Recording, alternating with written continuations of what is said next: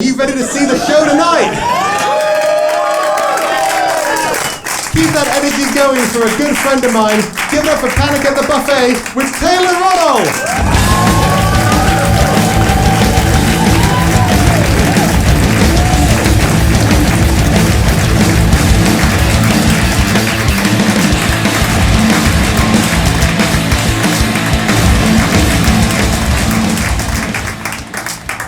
Hello. Let's one more time for Henry Hickman, everyone. Put your hands together.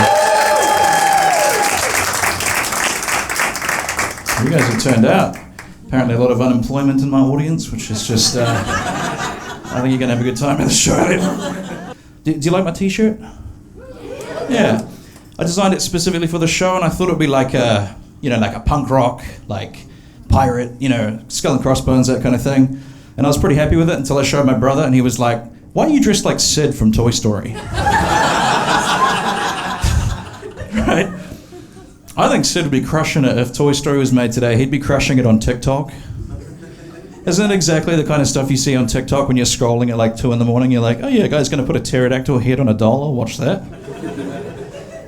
I'm trying to dress better though. Like, it all started when my friend told me that I dressed like a Reddit admin. Yeah. So I made a thread about him on Am I the Asshole? And he's getting torn to ribbons right now, so I think I got the last laugh there. It's been tough, man, it's tough trying to buy like nice clothes if you're a bigger guy.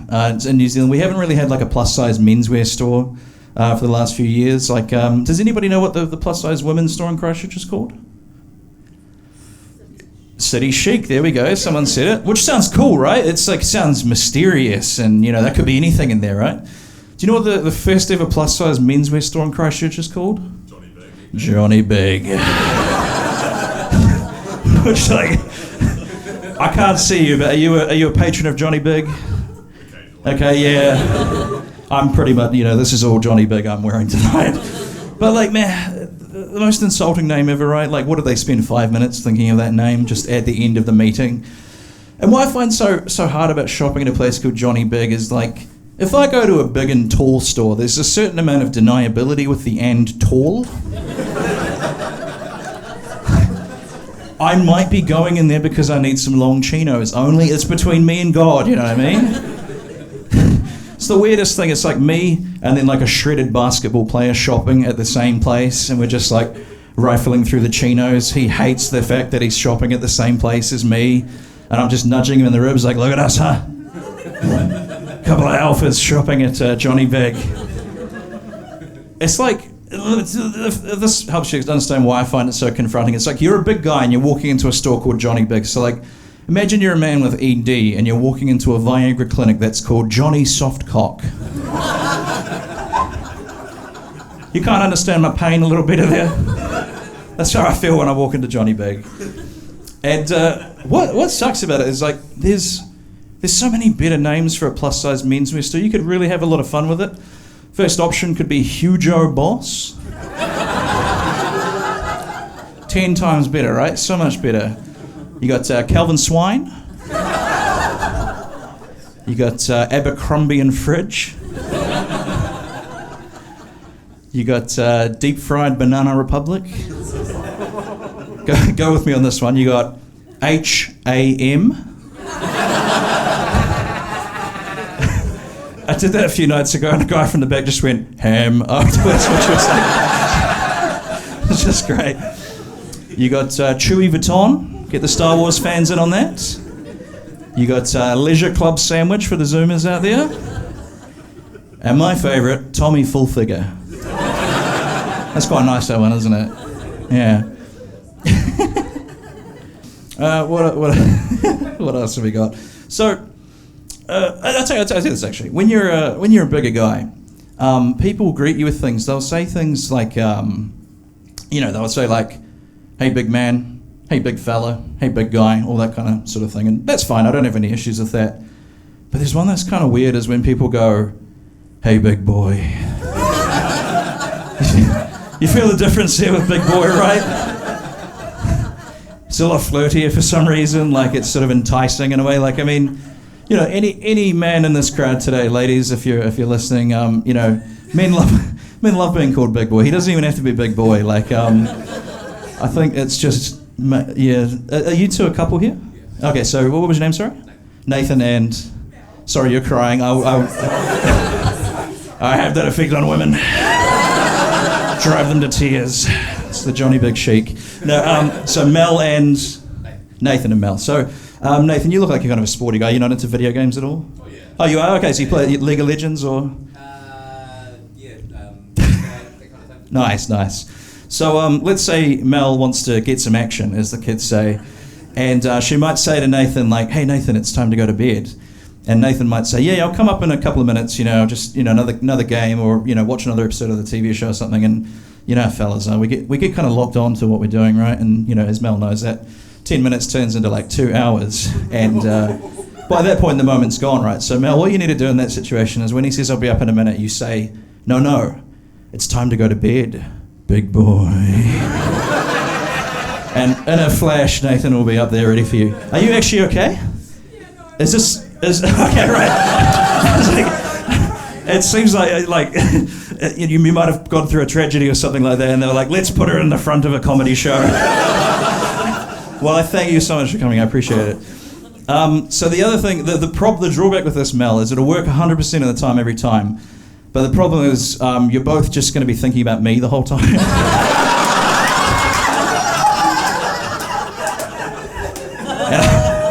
I can't do anything about that. It's one of those situations where when God shuts a door, he opens a window, you know what I mean? And I'm standing right outside the window. Something else you can do, if you really want to drive him wild, you can, when things are about to go down, you can sort of disappear into the ensuite and you can say, I'm just going to slip into something a little more comfortable. And then you can come out wearing a t-shirt with my face on it, which I see we've got a couple of big fellas in the front row here. Thank you, lads. Available now at taylorruddle.com/merch in case you want to ruin your relationship. Oh, dear me. You guys are a lot of fun. So, big boy, yeah, that's we got that. Good. That went well. What else? What other jokes have I got for you tonight? All right, we're going to cut all this in between stuff, by the way. We're taping the show, so if it ever seems like I get lost or forget where I'm going, don't worry about it. It's all just for the edit. It's all for the edit. No, I'm kidding. I'm messing with you. Okay, so next joke. What comes after that? Okay, let's talk about this. So I got to tell you a little bit about my kind of history, I suppose, where I was like. So I'm from a little town called Dun Sandals. You heard of this place before? That was a really enthusiastic woo from the side there. So Bogan, big Bogan town. That's what I'm trying to say there. So I grew up and all that, sort of infused in all that Boganity, and I left when I was about 11, so, I sort of got out a little bit early. I guess you could call me like a recovering Bogan, that makes sense. It's one of those things, like I've been totally clean from Fast and the Furious movies for about 18 months now. Christmas is always a challenge, but the weekly group says, you got to live your life one step at a time. That part of your life's over, Taylor. Move on. You'll notice I'm not wearing DC shoes tonight. I save those for like weddings and other nice occasions. All the panels on my car currently match, so I'm doing all right. But the thing is, being a Bogan is a bit like having herpes. It never really goes away. You think it's gone, and then after several years, it'll come back again. Like trying to grow my hair out at the moment, and I was at the mall the other day, and I heard "Down with the Sickness" by Disturbed start playing. And then before I know it, my phone's out and I'm Googling things like personal loan to buy jet ski. And is it racist to have dreadlocks if you're white? So, you gotta fight it down. You gotta push it down. So the other kind of subculture I come from is, was any other former alt kids in tonight? Oh shit, okay, right. That was just stone silence. Emo, anything vaguely kind of close in tonight? Very good, very good. So you're probably looking at me thinking, well, you don't really look that alt, but the tricky thing is when you're a big guy, a lot of the kind of emo, like I love the music, love the music, couldn't really do a lot of the fashion. Like, typically goths are like pale, you know what I mean? I'm pretty sweaty, so unless have to be walking, can't walk uphill if I want to do any kind of goth goth fashion, you know. Just got to be like perfectly level on my cardio there. What are some other goth? Like, you know, I did dye my hair a little bit. I had like a random blonde streak in my hair, which like was. I later learned that was a thing that like the Usos do, but like I wasn't doing it for that. I was doing it because WWE superstar Jeff Hardy had one, and so that was a whole nother thing. But like skinny jeans was sort of an interesting one for me because like when you're a big guy, things just kind of look like skinny jeans on you anyways. Like I think right now these are not supposed to look as skinny as they are. And what are things? Rips in the jeans, that's another kind of punk emo thing, but when you're heavy, your fat kind of just pushes through it like those old Play-Doh sets, you know what I mean, where you push down and it feels a bit like that. What else is there? The other thing was, you know, like they might have like a fishnet gauntlet or something on, and like I think those look pretty cool, and like Naruto wears them as well, so I was kind of down for that. The problem is when I take them off, I look like a Christmas ham, so it's always a no-go there. Always a no-go. Right. I think that's the emo chunk. Oh, the hair. So I've tried to straighten my hair for the show. Like, I don't know what's going on. It's probably a bit of a mess on top of my head right now. I've got this sort of like the head of Brendan Fraser from The Mummy and the body of Brendan Fraser from The Whale thing going on. Do you know what I mean? So I don't know why I decided to tape a special and I'm trying to grow my hair out. I'm probably look like Krusty the Clown in some bits. But no, you folks are a lot of fun. So I think that's the first chunk of the show. So we got through it. Well done. Don't encourage me. You got to do that for the other 5 panics at the buffet now. All right. So one other thing before I get on to the panics is I tend to space out quite a bit. Like I was a big fan of spacing out, and what happens is like I have certain facial expressions that come across my face when I space out, and one at a time they're not so bad. But so the first one I get is just my mouth will just kind of hang open, you know. Which is all right, you know. The second one is I'll stroke whatever facial hair I've got. Again, pretty normal, no problem. And then sometimes I'll sort of push my tongue kind of around my mouth. And individually they're all good, but what happens is they kick in all at once, and I just have this holy trinity of creepy face that comes on. So I'll be sitting there just like this.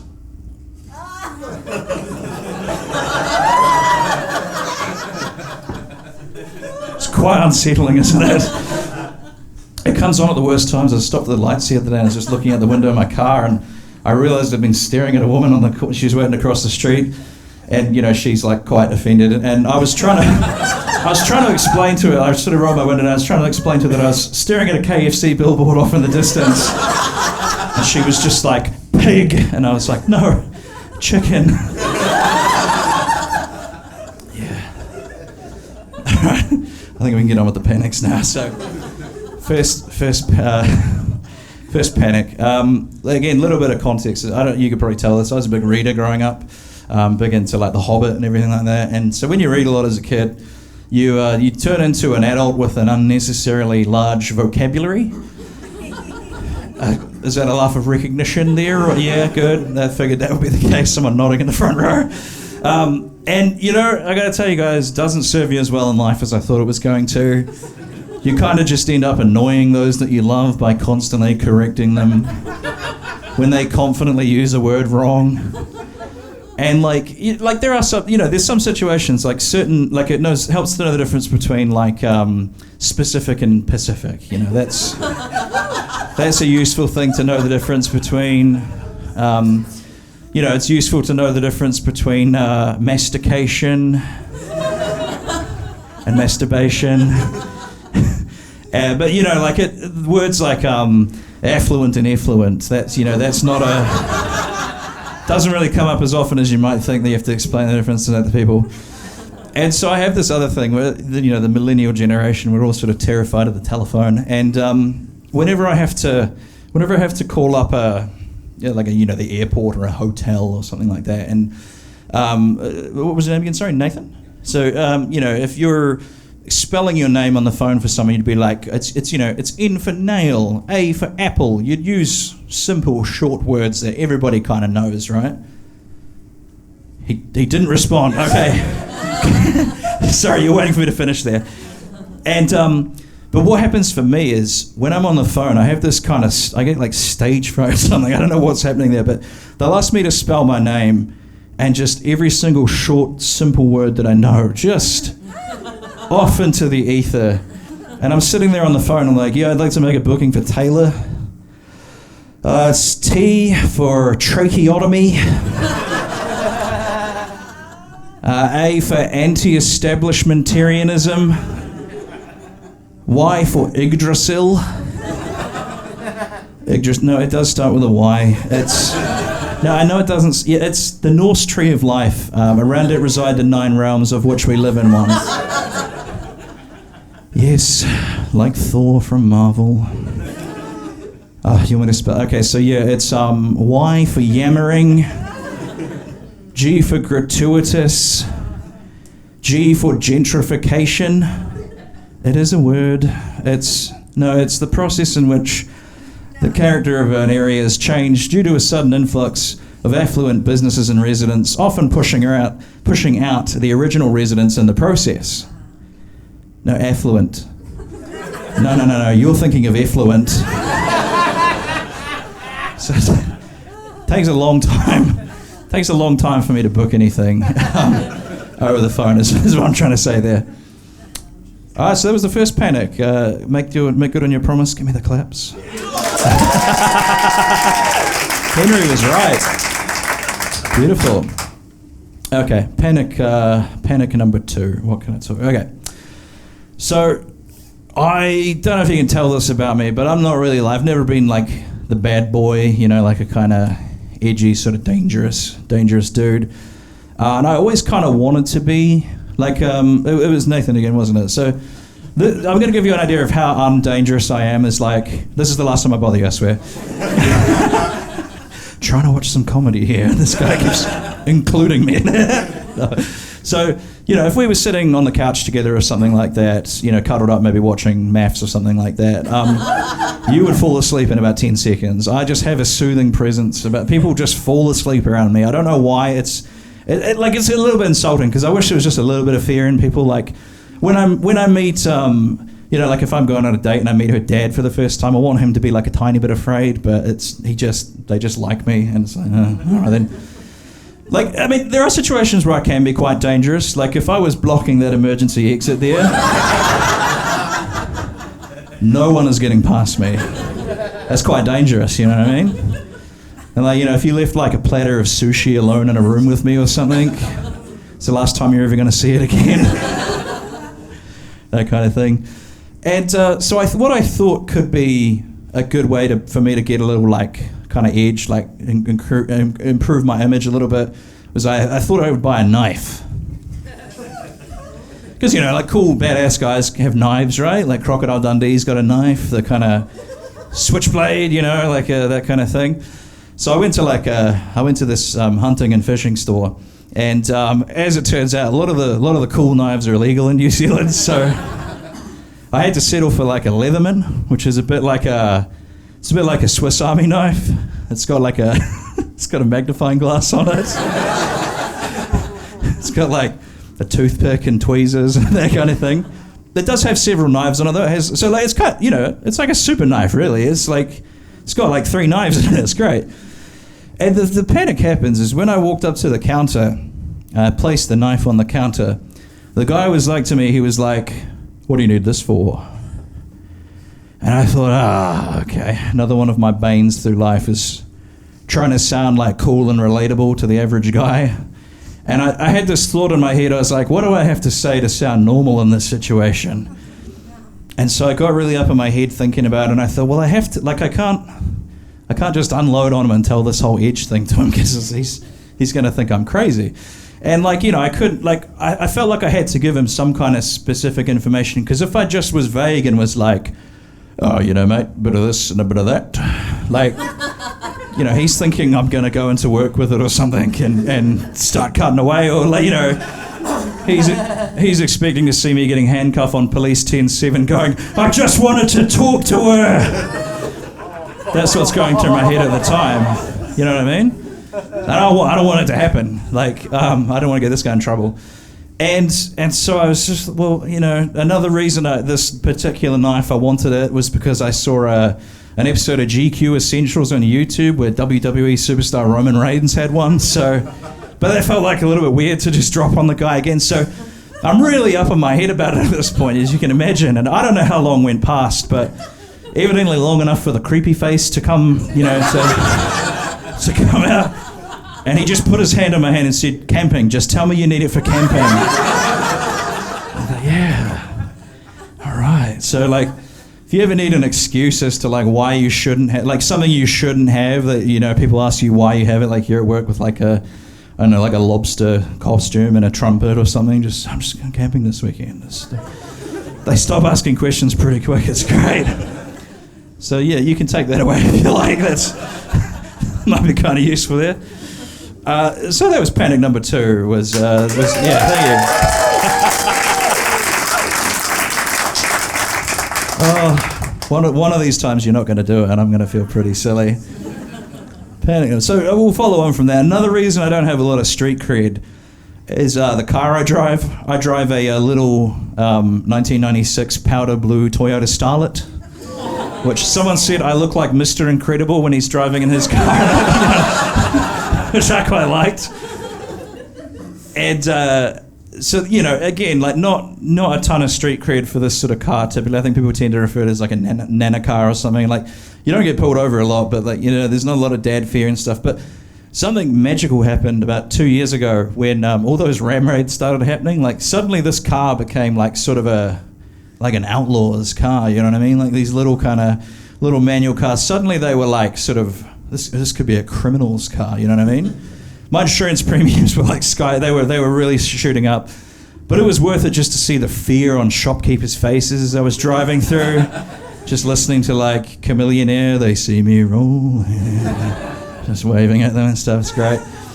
And and the thing about the Starlet, so we went on this sort of road trip, like, I didn't realise how Christchurch of an issue the ram raids were. Like, apparently this was like mainly us that was having all these happen. The rest of the country didn't have a lot of it. But I went on this sort of tour of the South Island a couple of years ago, and while I was visiting all the towns, I asked them if they'd been having ram raids, and most of them hadn't, but there was some funny responses. So like the first one is we were up in Rangiora, and I asked the crowd, "Have you been having any ram raids up here?" And there was just silence, and then an old man really earnestly just went, "We have rams up here."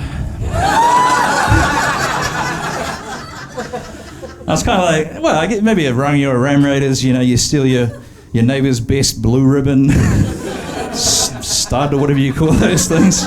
I don't know. Did that joke in Timaru, they laughed a little too hard at that, and I was like, all right, come on guys, let's not pretend it's any different out here. We did you're all locals, aren't you? Yeah, good, we're good.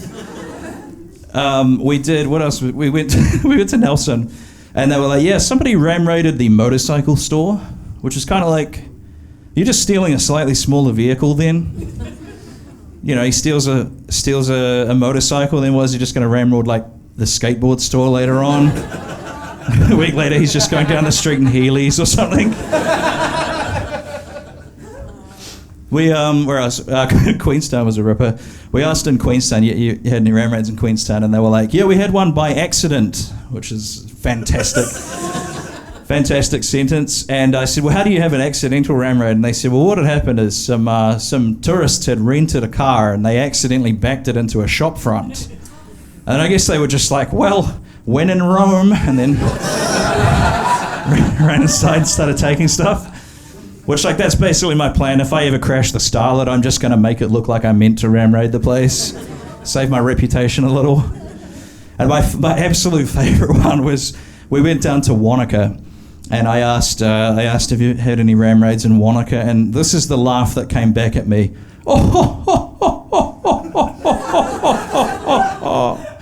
Oh, how cute. You think we have ram raids here in Wanaka? The only crimes we commit are tax evasion. Yeah, sorry about that. That sounds like someone's got fat parents that have retired in Wanaka or something. But, you know, I didn't want him to feel left out, so I ram-raided a bunch of stores on the way out of Wanaka. And unrelated to that, I'm going to be selling merino sweaters out of the back of my car in the parking lot after the show. So if you want to help me cripple the economy of Wanaka, come through. I'll do you 2 for 1. Yeah. Good. I think that's not, you don't have to clap for that one because that's not, that's like a 0.5, you know what I mean? That's like 2.5, yeah. Yeah, 1 clap, that's appropriate, yeah, I appreciate that. Thank you. So, you can probably tell this by looking at me, I'm no stranger to a late night snack. You can laugh at it, it's okay, you didn't have to it felt like you were held in for a second there. And, you know, I'm no stranger to sort of a late night snack, and what happens, so when the panic comes out is when I love late night snacks, but I'm always worried about being judged by the cashier that's working behind. You know, if you go to like a service station or something, there's always someone behind the cashier, the counter. And so I've innovated this technique, which you can use if you want. What I'll do is I'll go up to the thing and I'll put down all the chockies and chips and whatever else I'm getting. But then on top of that, I'll put a bouquet of flowers and a box of Tampax as well. And I give this kind of like, what are you going to do kind of face to the guy. And they're always like, man, you're a really good boyfriend. You're a really, really caring partner. And so this move has served me well for several years. I need to, at this point, say I am going to explain where they all go because people get really stuck on that, apparently. They spend the rest of the show thinking about where... So don't worry, we're going to answer that question later on. I never thought I'd have to explain this at a show to people, but they apparently really, that's just it's like a thought in their mind. So you've been doing this for a while, and then so what changed is, this is a story that's over the course of several years, but I moved to like a sort of, not rural, but kind of on the edges of town. And what happens in those supermarkets is they don't have the self-checkouts, and it's just, you only have the option of the person behind the checkout, and it's always the same guy every time. So what happened was, like, you know, I'm doing my move, and he's telling me I'm a great, caring partner, but we sort of struck up like a little bit of a rapport over this course of about 6 months or something like that. And he started giving me like kind of relationship advice, and he like recommended a nicer brand of tampons. He said he's got teenage daughters, and he's a great guy. We sort of, you know, chatting, and, you know, I'm just going along with this. And so then, you know, I had sort of given him a description of what this hypothetical girlfriend looked like. And, you know, he'd ask questions about the relationship and everything. And time goes on. And then I must have gotten lazy, or I forgot or something, because I went for a while without buying any. And he kind of noticed, and he was like, "Oh, you haven't bought any of, you know, for a while. Are you two expecting a little one soon?" Right? And I'm about 6 months deep into this kind of situation now, and I felt too awkward to kind of come clean about it, because I thought I'm going to have to see this guy like every week. So I just went, "Yeah, that's, you know, got a little one on the way." And he's like, "I recognise that's the face of a scared first-time father anywhere." And he starts giving me real solid parenting advice, like things like, you know, you can spend all the money in the world on them, but the thing that they're really going to remember is time you spent with them, which is solid advice, right? Like that's, I feel terrible about this, 'cause, you know, and so we sort of continue on, and he starts, you know, this child, you know, in theory is getting older, and so he starts asking me, what am I thinking? Play school? Am I thinking, you know, what am I thinking of taking? Which there's a few in the local area, and you can only fob that off for a few, you know, for a limited amount of time before you have to kind of start engaging with the conversation. So I found myself up at like 11 at night researching all the kindergartens in the local area, just trying to find the one that suits my lifestyle, you know. This one's got a good developmental program. Drop-off looks like it's going to be hell there. I'm putting in a lot of homework for this because I'm too awkward to come clean with this guy, this poor guy. And, you know, again, the child continues to grow, and he gets me to come along to this, like, young dads thing on every Thursday with him, and I'm, you know, just attending that again, too awkward to come clean for this child that doesn't exist. And then probably 3 or 4 years into the kind of into this. Look, I don't come out well on this. So about three or 4 years into this, I made a horrible mistake as I actually got a real girlfriend. And yeah, I went into this... Fuck you.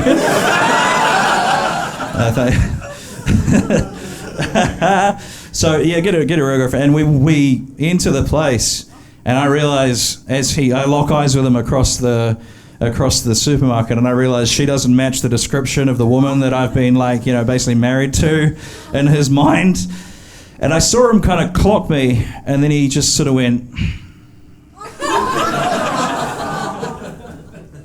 And to his credit, he didn't squeal on me there. He didn't say anything when we came through the checkout, but he was furious the next time I went through. He was yelling at me and stuff. He was like, "The fuck is wrong with you, man? You have a beautiful wife and child at home waiting for you, and you got to throw it all away to hang out with that dirty skank." And I was like, "Oh, Clive, please, that's my actual girlfriend you're talking about." So I thought, okay, man, I think this was the point. I thought I really should come clean with him at this point. So I said to him, "Look, Clive, got to be honest with you. About 6 months ago, she divorced me and got custody of the kid, moved down to Gore. I'll probably never see them again, so you should just stop asking about them." And I was hoping that was going to be the end of it. But he doubled down. He was like, "Nah, fuck that.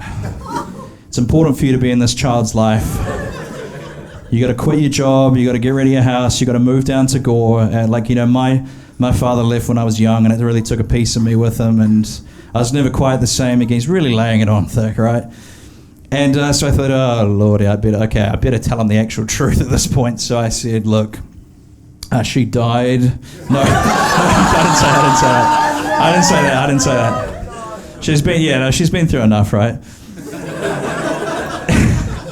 I mean, to be fair, I was a great imaginary boyfriend for the first, 3 years. Got a little rocky after that.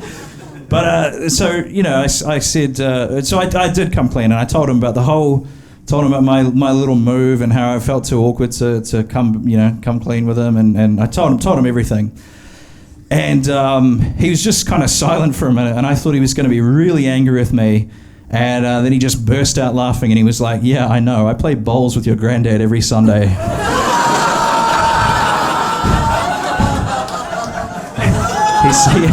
He actually said this. He said, "I just wanted to see how far I could push you." Do you know what the funny thing is? There's legitimately a photo of him and my granddad in the mantle at their house. And I never picked up it was the same guy. Oh, goodness. So yeah, I got I'm in the market for a new supermarket at the moment. I don't think I can ever show my face in there again after that. As for what happens to all the tampons, I basically just give them out as party favors at the end of social events, and look under your chairs tonight, folks. But it is hard to explain. I basically have a 3-bedroom place, but it's just 2 bedrooms. You know what I mean? People ask about it. Don't worry about it. There, you don't want to go in that room. Just you'll have a lot of questions.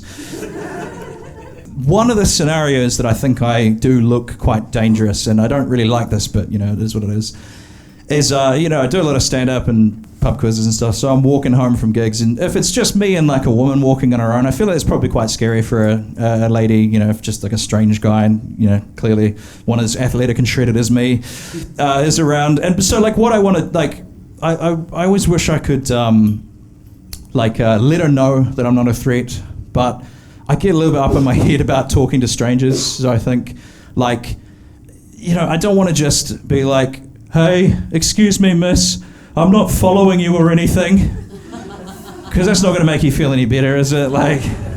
That's what somebody who is following you would say, I think. And I've definitely done the move of try to walk quicker than someone and overtake them, but then too late realize I didn't have the cardio to overtake them, and so we're just walking in step for a bit, and then I slowly just walk backwards again as I run out of steam. And sometimes ladies will do a move that I've seen where they'll call a friend, and they'll be like, "Yeah, I'm just on the corner of Main Street and 9th, heading home, and if I'm not home in 30 minutes, it was the guy wearing the Star Wars t-shirt that did something to me. And I'm like, Star Trek, and she's like, sorry, Star Trek.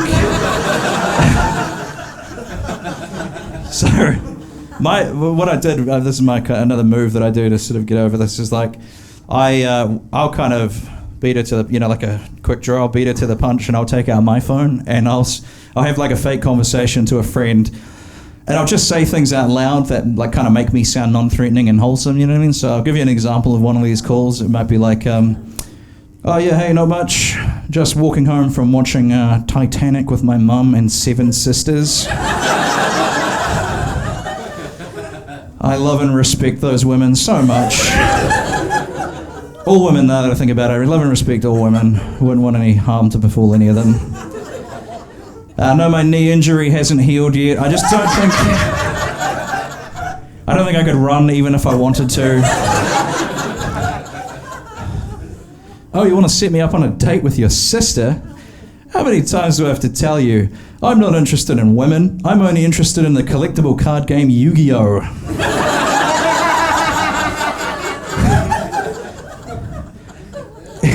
Anyway, I'm busy on that day because I'm going to be doing the rounds delivering menstrual products to women's shelters around town because I'm an ally. So that move actually works quite well. It's,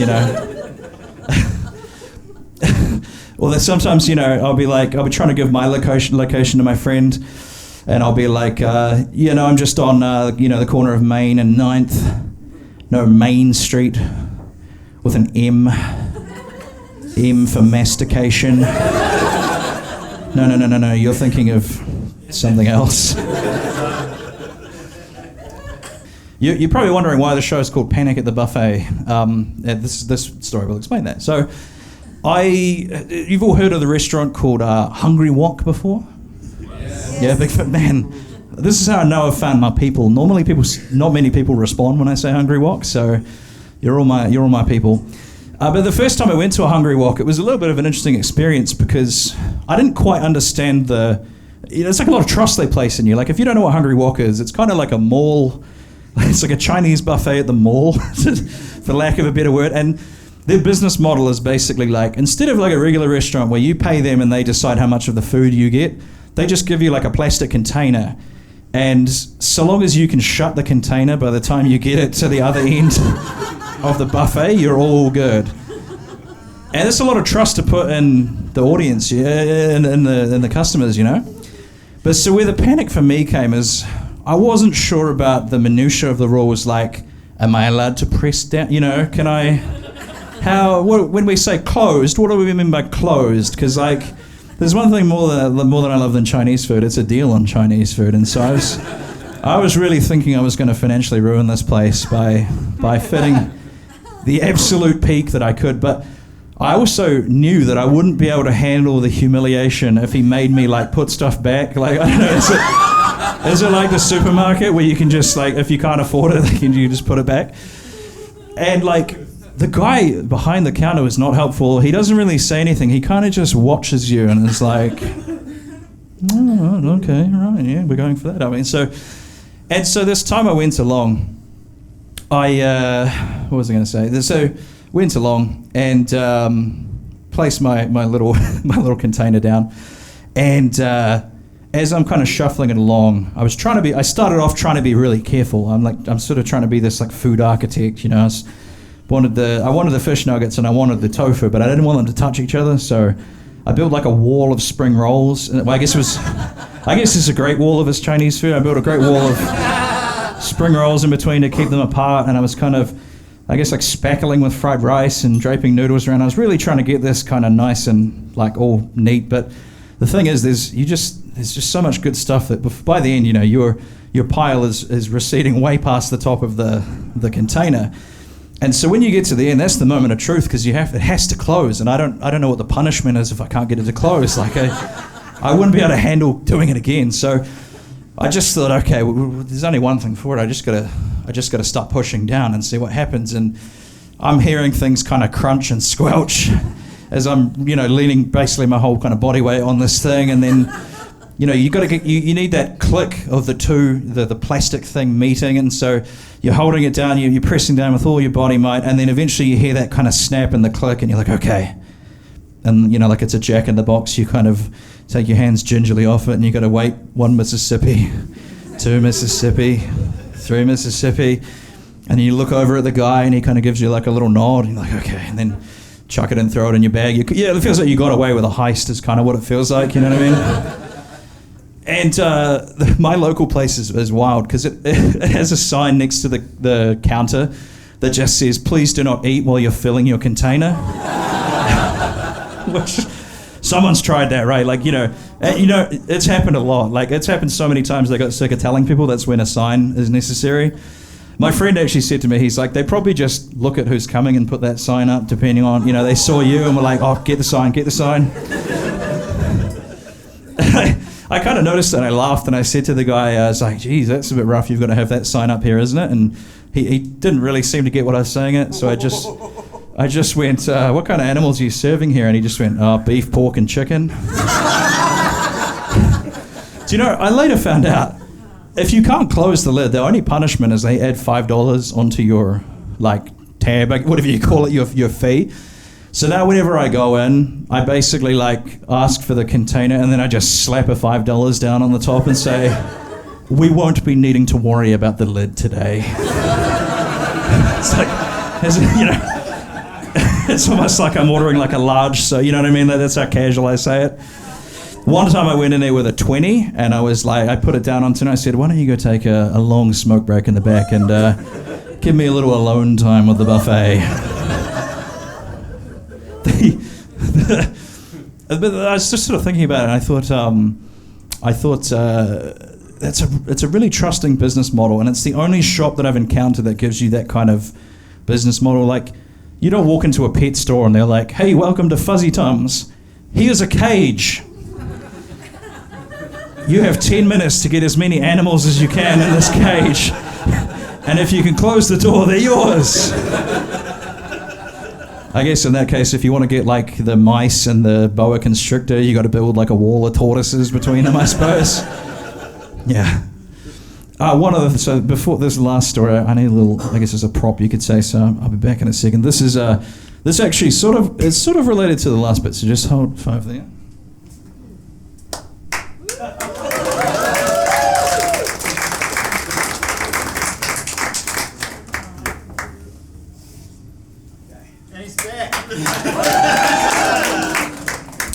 So this backpack is another one of my sort of anti, when I'm trying to let women at night know that I'm not danger, because like, look at this backpack, right? Like it's adorable, right? Like it's powder blue, and like people say I look like a turtle when I'm wearing it. So I guess she could mistake me for one of the Ninja Turtles, and she's like, oh, is that Michael Hamgelo up there? I thought of that one in the car. And like, I feel like this softens my image a little bit, because it's like, no one wearing this backpack could be doing crime. Like, you know, mischief at best is all someone wearing this backpack would be up to. And so this kind of, so how are we going to do this? Well, I'll tell you this last story. I've literally just received my block of you get a solid brick of Chinese food when you use my method at Hungry Wok. You gotta kind of shake it out like a dog food. You know, when you really gotta like get a bit of momentum, and then you hear that like as it releases. You just boom as it hits the plate. Ironically, you got to use a knife and fork to eat it, which is, whatever. So the story, I literally just received this brick of Chinese, and I put it in my bag, and I'm sort of getting ready to kind of leave the mall. And I heard this little bit of a kerfuffle, and I heard a lady shout, "Stop it, he's got my bag." And I sort of look over, and some young guy, teenager or something, had grabbed this lady's handbag, and he was running off. And I kind of thought like, oh, okay, like this is the kind of situation I would usually freeze in and do something stupid. And so I thought, no, I'm going to do the right thing this time. So I thought, okay, what can I do? I've obviously got to stop this guy. I'll get my knife out. So I start reaching. I take off my bag, and I kind of see him heading towards me. I'm sort of reaching into my bag. It's kind of half open, And then, even though I was doing the right thing, and I didn't freeze for once, I didn't panic, but he was really quick. And he kind of crashed into me at full force. And, I dropped the bag, he went flying, the lady's bag went on the ground. And then I didn't go on, like I didn't fall down at all. And it was great because I noticed I was actually in an emergency exit. And I was like, yeah. I told you, no one's getting past me. So he jumps up and yelled, "Fuck you," and runs off or something. And then all this stuff come tumbling into my bag, like it was a Too Fast, Too Furious DVD. I was about to have a relapse, so it was an empty KFC chip box. It was my copy of The Hobbit. It was the keys to my Starlet. The knife that I was searching for fell out. It was my Yu-Gi-Oh deck. It was my brick of Chinese food. And several boxes worth of loose tampons. All on the floor. And this other dude ran over to kind of see what had happened. Like he ran over to make sure we were okay and gave the lady her bag back. And the both of them are kind of just looking down, kind of looking down at all my stuff. And there's a long pause, and the lady says, What have you got kind of planned with all this stuff here? And before I could say anything, the guy leaned in and was like, "He's got a hell of a camping trip planned." So